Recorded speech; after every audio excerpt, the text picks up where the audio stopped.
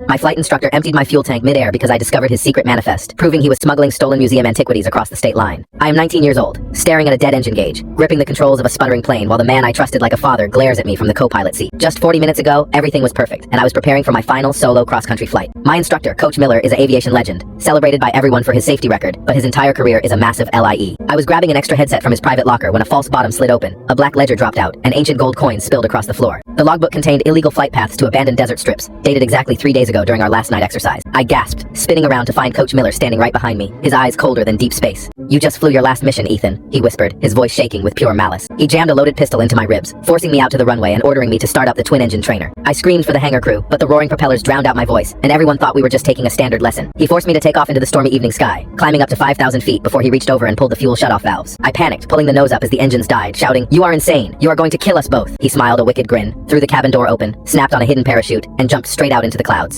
I was left entirely alone in a falling metal coffin, listening to the horrific screaming of the wind as the altitude meter spun downward. I refused to die up there, so I flipped the emergency battery switches and desperately tried to restart the left engine. The propeller sputtered, caught a spark, and roared back to life just 300 feet above a jagged forest canopy. I pulled back on the yoke with all my might, scraping the tree branches, bleeding from my forehead but forcing the damaged plane back into the sky. I radioed air traffic control, guided the limping aircraft onto the main runway, and handed the responding federal agents the black ledger I had shoved into my jacket. Within 45 minutes, police helicopters tracked Coach Miller's parachute beacon to a muddy swamp, capturing him while he tried to escape on foot. The national news exposed his massive smuggling ring the very next day, stripping him of his licenses, sending him to federal prison for the rest of his days. I lost my dream mentor and my love for flying, but I saved my own life, proving that the truth will always land safely no matter how high you try to bury it. My flight instructor emptied my fuel tank midair because I discovered his secret manifest.